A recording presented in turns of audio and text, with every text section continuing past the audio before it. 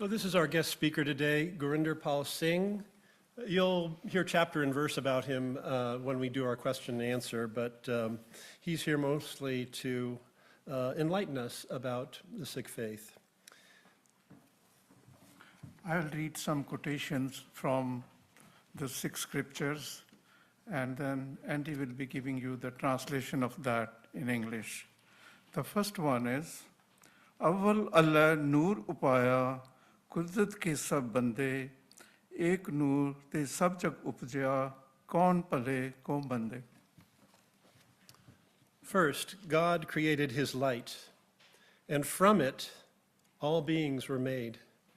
His light shines forth in every being. So whom shall we call good, and whom bad? Man tu jot swaroop hai, apna mool pachan. O my mind, you are a spark of the divine light. Realize your essence. Sache oro sabko upar sach achar. Truth is the highest of all virtues, but higher still is truthful living. Kabir, jahan gyan te dharm hai, jahan jhoot te paap, jahan lobh te kaal hai, jahan khima te aap. Kabir, where there is wisdom, there is righteousness. Where there is falsehood, there is sin. Where there is greed, there is death. Where there is forgiveness, there is God himself. The last one is a part of Sikh everyday prayer, and it says, Nanak naam chaddi kala, tere paane sarbat ka pala.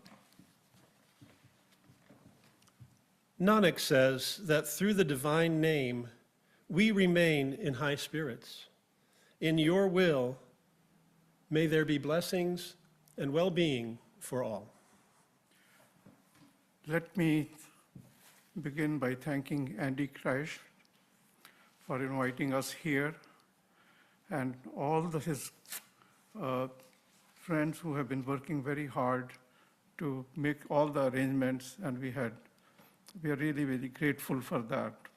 I'm also very thankful to our musicians, Leena ji, who is heading our Sikh Heritage Symphony at our Gurdwara, and Kirpa and Amrit. So thank you very much for coming with me and making this presentation very delightful. We also have some other members from our congregation. We have Sarabji, and we also have Jyoti ji, Amarpal Singh, one of my childhood friends, and my wife, Pushpinder Kaur. So thank you very much for inviting all of us into your congregation. And as you heard from these quotations, there's a lot in common between your congregation and our faith. That is the respect for everyone. And today I'm going to share that, and you will find a lot of commonality from whatever I have seen, including the musicology that we have. Mool mantra. The word mool means the root or the basis, and mantra is a kind of collection of words that people might use for meditation, for spiritual upliftment, and in the Silicon Valley parlance, you may call it an algorithm for spiritual uplift. And before I go forward, I'll give you a brief introduction to Sikhism, starting with Guru Nanak, who was the founder of the faith. He was born in 1469 and passed away in 1539. And he was first of the 10 Sikh gurus, and founder of Sikhism. I should also mention the word Sikh means student. So we are lifelong learners. And Guru means teacher. Now, these days, the word guru is used very lightly in many places, but for Sikhs, it has a very big significance. For us, the gurus were the 10 Sikh gurus in human form, and our present guru, which is Guru Granth Sahib. I'll talk a little bit more about that. Now, Guru Nanak, he emphasized oneness of God, equality of all people, living a truthful and compassionate life. Guru Nanak's teachings laid the foundation of Sikhism, which promotes humility, selfless service, and devotion to God. Let's have the next slide. Sikhism is a very strictly monotheistic religion. We believe in one universal God. Our holy scripture is Guru Granth Sahib. It's compilation of hymns and writings by the Sikh gurus and other saints, which also included Muslim saints, Hindu saints, and many of those saints who were considered of low cost and nobody wanted to talk or touch to them. But so long as their views were of higher values, they were all included in our holy scripture, which we call our present guru.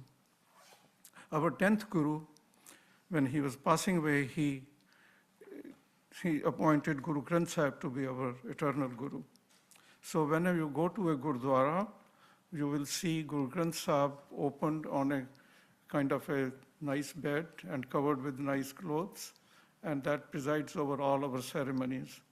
It's opened very ceremoniously in the morning and closed ceremoniously in the evening, and we treat it like a living guru. Again, the core beliefs are emphasis on equality, social justice, and ethical living. As a tradition, just like Andy mentioned, the tradition of langar, our community meal, that was started by Guru Nanak with a compassion towards people who didn't have much to eat, and then later on got turned into also a symbol of equality, where everyone sits at the same level and eats together. The third guru, he made the tradition that if you want to come and see me, first have a meal together with the common people. So even when the emperor of the country came to see him, he had to first sit among the common people and have the meal together as a symbol of equality of everyone. This was a very revolutionary in India, where society was divided into different castes, and the higher caste people really shunned the lower caste people. So he brought everyone to the same level with this practice. Next slide. Again, what is Mool Mantra? The words are Ek Onkar, Sat Nam, Karta Purakh, Nirpau, Nirvair, Akal Murat, Ajuni, Saibhang, Gur Prasad. Mool Mantra is the first composition in our holy scripture, Guru Granth Sahib. It was composed by our first guru, Guru Nanak, and it serves as a foundation of Sikh theology and is a very concise summary of Sikh beliefs. You will see that these 9 to 10 words, they will sound very simple on the surface. There's nothing apparently very new you will find, but when you reflect on it, each one of them is loaded. When you want to practice them, when you want to really live a life according to it, there's really deep meaning behind each word. The message from our gurus to us is that purpose of our life is to become one with divine. And to do that, we need to imbibe the same qualities as divine. And Mool Mantra lists the qualities of the divine, and we will learn these one by one now. Next slide. The first word is Ek Onkar, the symbol you see in the parenthesis over there that is used in our scriptures. The emphasis is on one, the first numeral 1. Guru Nanak really made sure that there are not multiple gods. He used the mathematical symbol to signify there's one God. And Omkar basically means the creative entity, the one universal God, which does everything, creation, maintenance, and destruction of this world. So how do we apply it to our daily life? We need to recognize unity and oneness of all existence. And I think we share the common belief over here with all of you. And basically, it also fosters a sense of connectedness and harmony with everything around us, with everyone, with the nature, and everywhere. Satnam, literally sometimes it gets translated, God's name is truth. But the real interpretation is, our word for God is Vaheguru, which is you see here on this slide. The God is real. It is not somebody's imagination. It's not that man-made thought. It's God is real.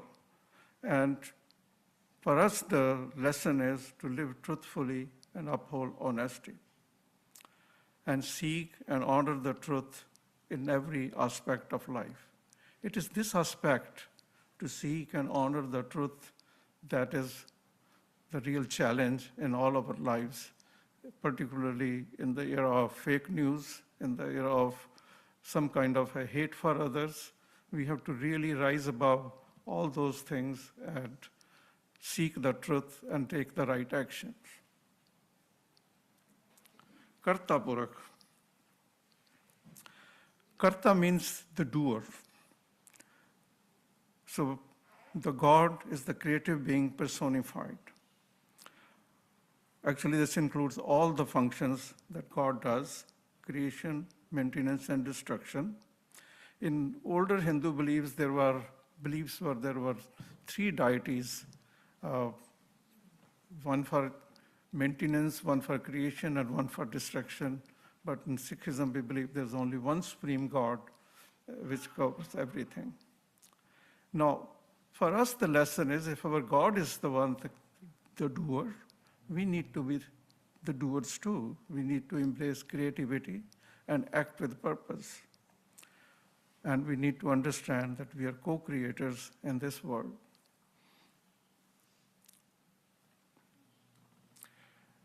The next trait of Vaheguru, or God, is Nirbhav.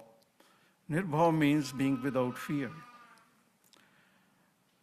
And for us, the challenge is to cultivate fearlessness and courage in facing challenges, which come in all sizes and shapes and directions. We need to trust in divine protection and guidance. Our ninth Guru wrote, "Never give fear to anyone, nor accept fear from anyone." When we act under fear, we don't do the right things. And he demonstrated this in his life. He was, at the time, there was a Mughal ruler in India, Aurangzeb, who insisted that everybody must convert to Islam. And he was ready to use force, either convert or face death. And first of all, he targeted the Hindu highest class, the Brahmins living in Kashmir, and gave them a choice: either embrace Islam or you will be killed. They didn't know where to go for help. So they came to the ninth Sikh Guru, a different faith, because Guru didn't believe in the caste system, but they came to him for protection and gave their request that, what should we do? And Guru started thinking, and his 9-year-old son walks in and says, "Father, what are you worrying about? What are you thinking?" He described the problem that those people were facing and said, somebody who is very significant will have to give his life to protect them. And the son just said, "Who is more significant than you, Father?" And Father got his answer. The ninth Guru then told those Kashmir Brahmins, "You can go and tell the emperor or whosoever the representative is, if you can convert the ninth Guru to Islam, they will all convert to Islam." So he basically didn't have any fear, and he threw the challenge to the emperor. Of course, he was arrested along with 3 of his devout disciples and brought to Delhi, the capital. And then again, he was offered that he can live a life of luxury or face death, which he refused, of course, to convert. He said, it's my divine right to follow my faith, and it is the right of these Kashmiri Brahmins to follow their faith. To really make him scared, they tortured to death, one by one, 3 of his disciples right in front of him. But he kept his courage. He didn't yield. They did behead him. He gave his life to protect the right of people of another faith to their right to practice their religion, which I think is a very unique example in the history. His sacrifice was not in vain.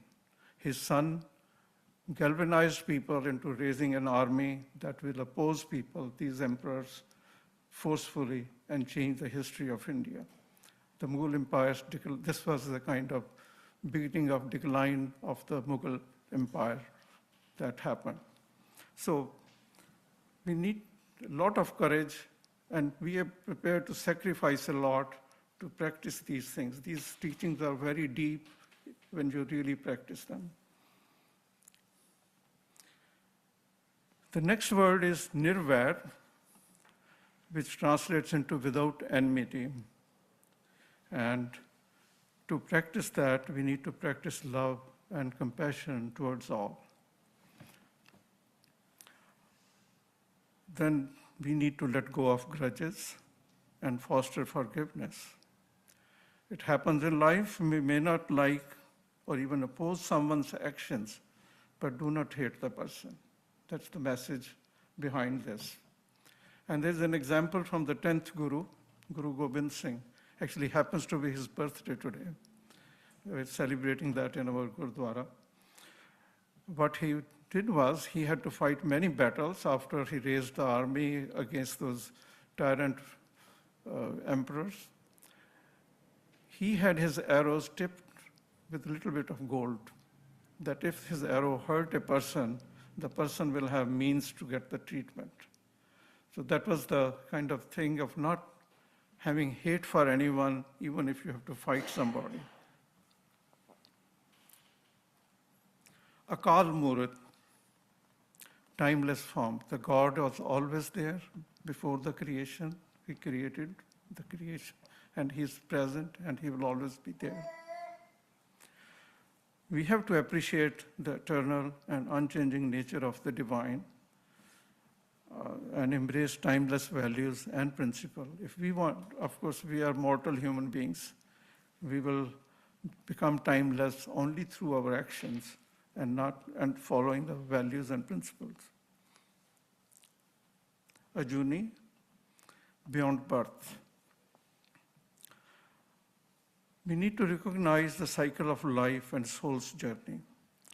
Sikhism believes in reincarnation, that we could be born in our next life after our body dies here into a different living form. And in those days, they said there are 840,000 different lives. They call it 84 lakhs, but that was just a big number that they posed. Of course, the number of those different living beings is much, much larger. But that's one aspect of it. The modern interpretation of the same thing of the reincarnation is that all the different forms of life happen in this life itself. Basically, sometimes, depending on our mental state, we may be working hard like a donkey, we may be barking like a dog, or something different. Our mental state is the one that we need to be calmed into the unity and peace. So that's a newer interpretation of our scriptures that some people are proposing. Of course, we need to understand the spiritual aspects of existence, why we are here, and what will happen to us beyond physical life. This is my most favorite word, Saibhang. Of course, everything is very significant. It means self-existent and also self-inspired. It means we need to foster self-reliance and inner strength. We need to understand that true power comes from within, and we need to be self-inspired to do good deeds. Not wait for somebody else to tell us to do it. God does all what he does himself. He doesn't wait for somebody else's inspiration or command. And that's what we need to do, not wait for somebody else to tell us to help somebody. If we see the need to do, we should do it. Gur Prasad, that's I think, a unique feature of Sikhism. That means by grace of Vaheguru. Many times people believe that if I do only good deeds, don't hurt anyone, and I'm fine, I don't need to be anything to be successful. Sikhism believe that even our good deeds are of no value unless we have the grace of Vaheguru. And that fills us with humility, that it's not we who do good deeds, it's the God who makes us do good deeds, and that we need Vaheguru's blessing, God's blessing and guidance to be able to do good deeds. So by doing good deeds, if I feel very proud, it's not going to be very hard. I have to thank Vaheguru for allowing me to making me do good deeds. And thankful for the blessing of giving the company of all of you. I'm really elevated and thrilled about it. So in these 10 words in Mool Mantra encapsulate the sense of Sikhism, and applying these principles can lead to a harmonious and fulfilling life. My final thought is, may we all find peace and purpose through these teachings. Next, we are going to have a hymn sung by Leena ji and her team. This is written by our fifth Guru, Guru Arjan Dev. The translation is inspired from that writing, and this is in our holy book, in our scripture, Guru Granth Sahib. I see no stranger, I see no enemy. I see no stranger, I see no enemy. Wherever I look, God is all I see. I see no stranger, I see no enemy. Of any religion, caste or race, of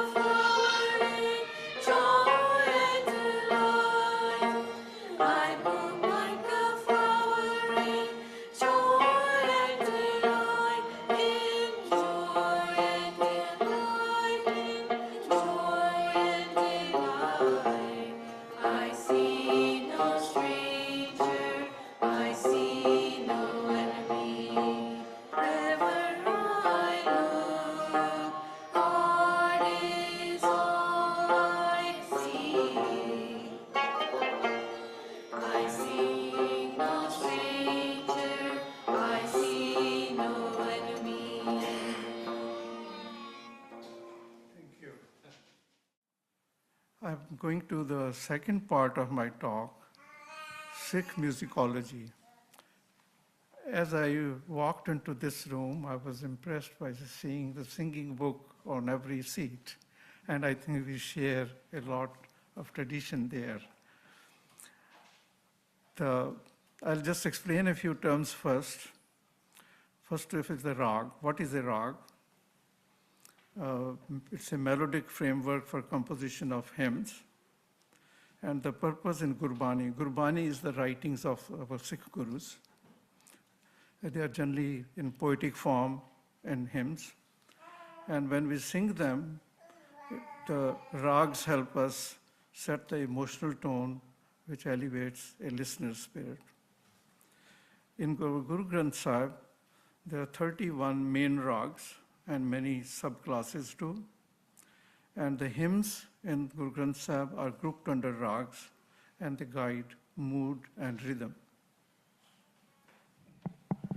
So basically, in our everyday life, these music gives us spiritual engagement.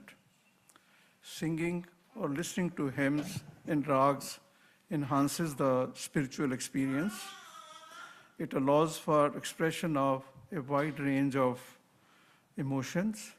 In our gurdwaras, we have a tradition of singing the holy texts at all times, including celebrations of birth, weddings, success, death, as a way of prayer. For us, the life of a mortal is considered a journey towards unification with the One by using Gurbani, that is the writing of Gurus, and singing as a channel for that. There's also an instrumental tradition. Guru Nanak, the first Guru, he started the tradition of singing divine praises accompanied by rabab. That's a musical instrument shown in the picture here. And it was played by his disciple, Bhai Mardana.